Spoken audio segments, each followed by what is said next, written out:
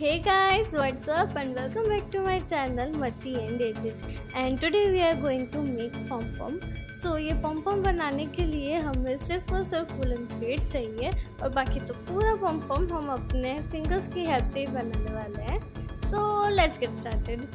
But जाने से पहले please do like share and subscribe to my channel और कमेंट करके ज़रूर बताना कि वीडियो कैसा लगा. So now finally let's get started.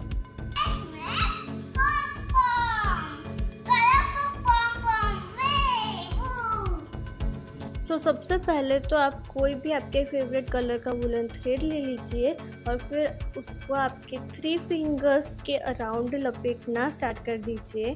आप जो थ्रेड लपेट रहे हो वो थोड़ा ज़्यादा ही लपेटना, क्योंकि आप अगर वुलन थ्रेड कम लपेटोगे तो आपका पॉम पॉम इतना फ्लफी नहीं बनेगा. तो थोड़ा सा वुल ज़्यादा लपेटिएगा. वुलन थ्रेड अच्छे से लपेटने के बाद जो 3 फिंगर्स पे आपकी वुलन थ्रेड है उसे 2 फिंगर्स पे ले लीजिए कुछ इस तरीके से, और उसके बाद जो बाकी की जो थ्रेड बची है उसे कुछ डिस्टेंस के बाद कुछ इस तरीके से कट कर लीजिए. थ्रेड को कट करने के बाद फिंगर्स को उल्टा कीजिए और दोनों फिंगर्स के बीच में से थ्रेड को बाहर निकालिए और फिर थ्रेड को ऊपर की साइड ले जाकर थोड़ा सा टाइट कीजिए.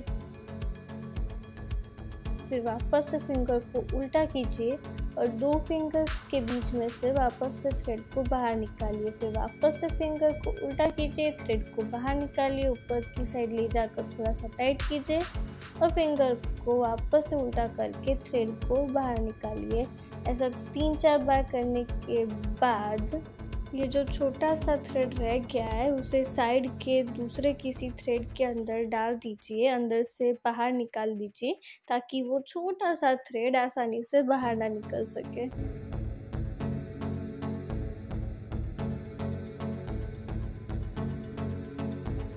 उसके बाद उस छोटे से थ्रेड को थोड़ा सा खींचकर टाइट कर दीजिए.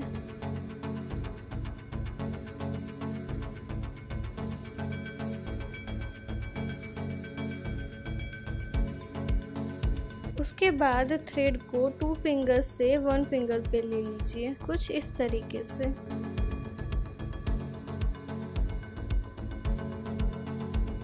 अब थ्रेड को बीच में से कुछ इस तरीके से कट कर दीजिए और कट करते वक्त ध्यान रखिएगा कि थ्रेड ऊपर नीचे कट ना हो, ऑलमोस्ट थ्रेड एक लेवल में ही कट हो.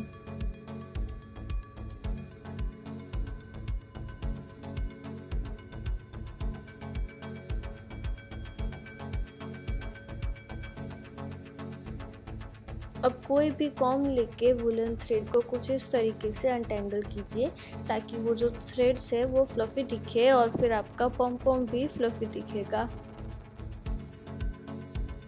अब ये जो बड़ा सा एक थ्रेड बच गया है उसको हम लास्ट में काटेंगे, तो आप उसको साइड में कर दीजिए और फिर ये जो थ्रेड्स ऊपर नीचे है उनको सीजर की हेल्प से वापस से एक लेवल में कट कर दीजिए.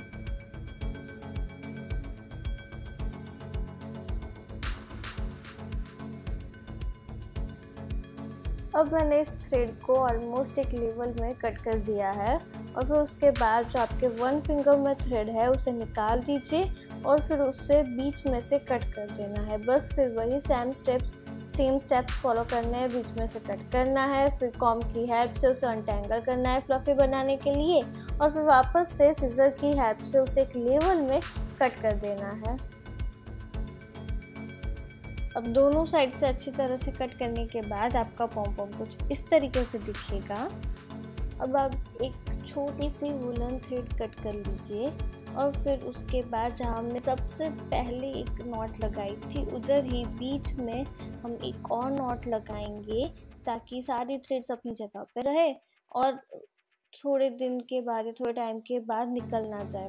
तो कुछ इस तरीके से नॉट लगा लीजिए और फिर वापस से आपके पॉम पॉम को उल्टा करके आगे पीछे दोनों साइड आप नॉट लगा लीजिए.